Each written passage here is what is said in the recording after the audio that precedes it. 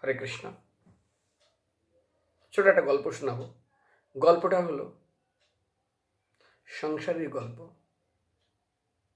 কে সংসারে সুখী হতে পেরেছেন তাকে নিয়ে। তো এক সময় একটা খুব সাধারণ কৃষক, তিনি এরকম বর্ষার সময় মাঠেতে জমি চাষ করছেন। দুটো বলদ আছে, কাদা মাটি, বৃষ্টি হয়েছে। কারণ আগের মতো এখনকার মতো তো এত ফসল হতো না, তখন একটাই ফসল হতো বর্ষাকালে। তো তিনি নিজের মতো চাষ করছেন। হঠাৎ দেখে ওই মাঠের মধ্যে ঝুমঝুম ঝুমঝুম শব্দ করতে করতে সুন্দরী একটা মহিলা আসছে। মহিলাকে দেখে ও জিজ্ঞাসা হচ্ছে, কি ব্যাপার, তুমি এরকম সময় এখানে এসছো? না কিছু না, আমি একটা কাজে এসেছি। এখানে কি কাজ? আপনার কাছে এসেছি। আমার কাছে কি কাজ? আমার কাছে আমি বিবাহ করতে চাই। কাকে? আপনাকে। আরে আমার তো তেমন কিছু সম্পদ নেই, কোনো কিছু নেই। তুমি এত সুন্দর দেখতে, এত অপূর্ব, এত সুন্দর দেখে তো মনে হচ্ছে অত্যন্ত উন্নত ঘরের নারী, অনেক কিছু। বলছে না না, আমি আপনাকে বিবাহ করব। আরে শোনো, বিবাহ করতে গেলে তো কিছু যোগ্যতা লাগে। যেমন একটা শ্লোক আছে চাণক্য পণ্ডিতের, অর্থকারিচ্ছা বিদ্যা অর্থ আগম চাহা। অর্থকারিচ্ছা বিদ্যা মানে এমন বিবাহ করার আগে এমন কিছু বিদ্যা নিতে হবে যাতে সেই বিদ্যা দরকার যে বিদ্যায় কি অর্থ আগম, আপনি চাকরি পাবেন, পয়সা আসবে, নইলে আপনি বিবাহতে যাবেন না। সেখানে 6টা যোগ্যতার কথা বলা হয়েছে। যাই হোক, আমি তো শুধু লোকের বাড়ি কাজ করে, আপনি আমাকে বিয়ে করবেন? বলে হ্যাঁ, আপনাকে আমি বিবাহ করব, অসুবিধা নেই। আচ্ছা, তো কি যোগ্যতা দেখানোর দরকার আছে আপনাকে? কি আপনি দেখতে চাইছেন? আপনি কি আমাকে দৌড়ি ধরতে পারবেন? ও, তুমি একটা মেয়ে ছেলে এইখানে দৌড়াবে আর আমার সাথে দৌড়াতে পারবে? তাতে এই মাঠের মধ্যে, তাতে জল কাদাবে? তাহলে হ্যাঁ হ্যাঁ, আমি তোমাকে দৌড়ি ধরতে পারবো। সত্যি যদি আমাকে দৌড়ি ধরতে পারেন, আমি আপনাকে বিবাহ করবো। বলে ঠিক আছে, তাই হোক। দৌড় দিয়েছে। ছেলেটা এমন দৌড়ান দৌড়েছে, মেয়েটা দৌড়েছে, ছেলেটা হাঁপাতে হাঁপাতে পড়ে গেছে, মেয়েটাকে ধরতে পারলো না। ছেলেটা চিন্তা করছে এ কি করে সম্ভব। তখন বিশ্রাম করছে, হঠাৎ সেখানে ক্ষৈত্র ঘোড়ায় চড়ে এসছে। এ কি ব্যাপার, তোমরা দুজন দৌড়াচ্ছ, কি হয়েছে? না কিছুই না স্যার, উনি আমাকে বিবাহ করতে চাইছে। তুমি কি ওকে বিবাহ করতে চাইছো? বলে হ্যাঁ স্যার।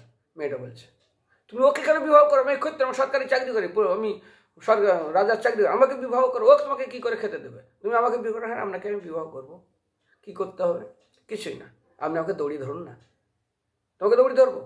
দৌড়াও দেখি। ঘোড়ার পিঠ থেকে নেমেছে, দৌড়াও, কিরকম দৌড়াতে পারো? তখন ছেলেটা কৃষকটা বলছে কি আমি আর একটা চান্স নিব? বলে হ্যাঁ, তুমিও দৌড়াও। তুমি দৌড়াও।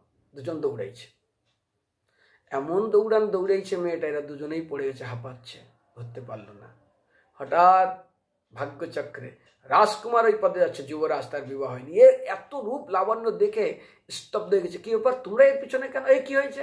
না কিছু না, ও আমাকে বিয়ে করতে চাইছে। তুমি কাকে বিয়ে করতে চাইছো? ওকে না একে? বলে আমি দুজনকে বিয়ে করতে চাই। তুমি ওদেরকে বিয়ে করো, আমাকে বিয়ে করো। বলে আপনাকে আমি বিবাহ করো, কি করতে হবে বলো? কিছুই না, আপনি আমাকে দৌড়িয়ে ধরুন। তোমাকে দৌড়ি ধরাটা বিয়ে করার যোগ্যতা? বলে হ্যাঁ, একবার দৌড়ি ধরুন না। এরা দুটো বলছে কি আমরা লাস্ট চান্স নেব। বলে দেখো, আমার কথা হলো যে দৌড়িয়ে ধরতে পারো সে আমার বিয়ে করবে। ঠিক দৌড়ানো ধরেছে তিনজন। কৃষক পড়ে গেল, ক্ষৈত্র বলে রাজা, রাজকুমার দৌড়ে চলে, এবার দাঁড়াও, আর দৌড়াতে হবে না। ওরা দুজন পড়ে গেছে, এখন আমি একা। বলে না স্যার, একা হন আর দুকা হন, আপনি আমাকে দৌড়ি ধরতে পারলেই আপনাকে বিবাহ করবো, নইলে করবো না। দৌড়াতে হতে রাজকুমার পড়ে গেছে। তিনজন খুব মনে দুঃখে, তুমি কে? আমরা তিনজন ব্যক্তি তোমাকে ধরতে পারলাম না। বলছে আমি। শোনো রাজকুমার, তোমাদের মতো হাজারো রাজা,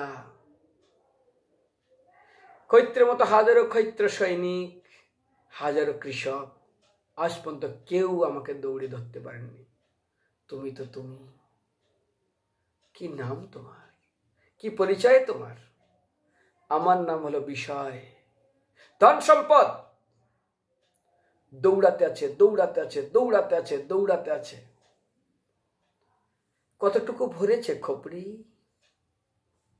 এখনো কত অভাব রয়ে গেছে আপনার? জিজ্ঞাসা করুন, জীবনে কি পেয়েছেন? কই, খাওয়ার কথায় আসুন তো দেখি। যখন খেতে দিয়েছে এত সুন্দর 56 ভোগ, তারপর আরেকটা বাড়িতে গেছেন, ভাই আমার বাড়িতে কিছু না কিছু খেতে হবে, বলে আমার আর জায়গা নেই, গলা পর্যন্ত উঠে গেছে, না আপনাকে খেতে হবে। অসম্ভব। যতই সুস্বাদু খাবার হোক আপনি ছেড়ে চলে আসবেন। কিন্তু বিষয় প্রাপ্তির আশা কি কোনোদিন আজ পর্যন্ত আপনার খোপড়িকে ভরতে পেরেছে? আগের ক্লাসে আমি বলেছিলাম, লোভ মানুষের মাথায় বসে আছে। এই বিষয় পাওয়ার জন্য রাজা মহারাজার থেকে শুরু করে এই ধাত্রী মাতা, এই সম্পদ, এই জমি জায়গা, এই রাজ্য, কত লক্ষ লক্ষ মানুষের রক্ত পান করেছে। চণ্ড অশোকের যুদ্ধ, কুরুক্ষেত্রের যুদ্ধ, তাকেই দেখুন, শুধু বিষয়। সুতরাং দেবতাদের সঙ্গে অসুরদের যুদ্ধ, শুধু বিষয়। কতটুকু ভরেছে আপনাদের খোপড়ি? কতটা সন্তুষ্ট হয়েছেন আপনি এটা পেয়ে? আগুনে ঘি দিয়ে যেমন কোনোদিন নিভানো যায় না। আর চোখের জন্য কত কত জায়গায় দর্শন করেছেন, কানের জন্য কত কত সুস্বাদু শব্দ গান শুনেছেন, জিহ্বার জন্য কত কত সুস্বাদু খাবার দিয়েছেন, নাকের জন্য কত কত সুগন্ধ পেয়েছেন, স্পর্শের জন্য কতকে স্পর্শ করেছেন। সন্তুষ্ট? অসম্ভব। কুরঙ্গ বিরঙ্গ মতঙ্গ মিন হই পঞ্চে পঞ্চৈক প্রমতি জন্য আন্নাতে। আপনি মনুষ্য সুখী হবেন? অসম্ভব। কুরঙ্গ অর্থাৎ হরিণ, গানের জন্য সে মারা যায়। খুব সুন্দর গান করে, তীর বিদ্ধ করে, গান শুনে ছটপট করতে করতে সে মারা যায়। কানের জন্য হরিণ মারা যায়। সন্তুষ্ট করবে? চোখের জন্য পোকা পতঙ্গ, আগুন, এমনি পাখিরা খাবার খুঁজে পায় না, দিনের বেলায় পোকা খুঁজে পায় না, রাত্রে হাজারো পোকা এসে আগুনে ঝাঁপ দেয়। চোখের জন্য সমাপ্ত তাদের জীবন। জিহ্বার জন্য মাছ এমনি ধরা যায় না, বড়শিতে চারা দিয়ে খাবার দিয়ে ওই যে মুখে আটকে গেল, তারপরে যে দৌড়ে দৌড়ি করে ছাড়াতে পারে না, উপরে এসে ছটপট করতে করতে ছটপট করতে করতে মারা যায়।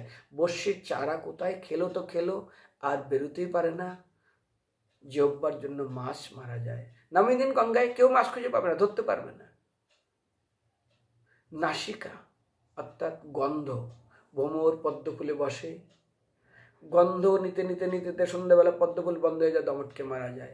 ওই ভ্রমর বাঁশকে ছিদ্র করে ঘর করে, পদ্মফুলের পাতা ছিদ্র করে না। আসক্তি। হাজারো লোক মিলে একটা জঙ্গলে হাতি ধরতে পারে না। একটা নারী হাতিকে কেন্দ্র করে কতগুলো পুরুষ হাতিকে ধরে, তার স্পর্শ সুখ তো দূরের কথা, গর্তে পড়ে গিয়ে না খাওয়ি করে তাকে একদম কমজোরি করে যায়। একজন সাধারণ ব্যক্তি অঙ্কুশ দিয়ে তাকে সারা জীবনের দাসত্ব বানিয়ে দেয়, সম্পূর্ণ স্বাধীনতা কেড়ে নেয়।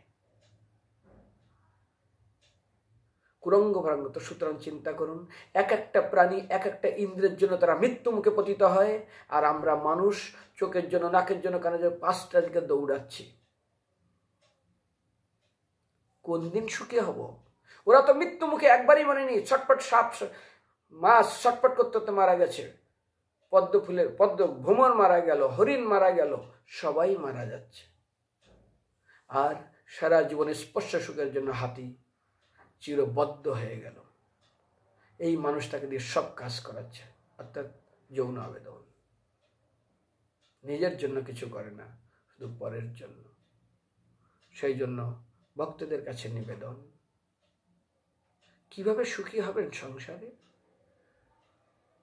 এই রাজকুমার, এই ক্ষৈত্রকুমার সবাই দৌড়াচ্ছে দৌড়াচ্ছে। বলুন, আপনার সংসারে আজকে গিয়ে ঠিক রত্নাকর দস্যু মতন কতজনকে আপনি সন্তুষ্ট করতে পেরেছেন?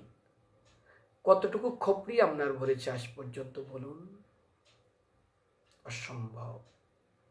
এটাই সংসারের জীবনের একটা দৃশ্য। সেই জন্য শুনতে হয়তো খারাপ লাগবে, দৃষ্টান্তগুলো অত্যন্ত কষ্টদায়ক, কিন্তু প্র্যাকটিক্যাল। সময়, নদীর স্রোত, জীবনের যৌবন, বন্দুকের গুলি, মুখের বুলি, ধনুকের বাণ চলে গেলে আর ফিরে আসে না। জীবনের ক্ষণকাল চলে গেলে একবার কোটি স্বর্ণ মুদ্রা দিলেন না ফিরে আবার। আয়ুষ্য ক্ষণ একপি ন লভ্য কোটি স্বর্ণ মুদ্রাবি। নচত নিরর্থকম নীতি কচ তত হানি কথিক।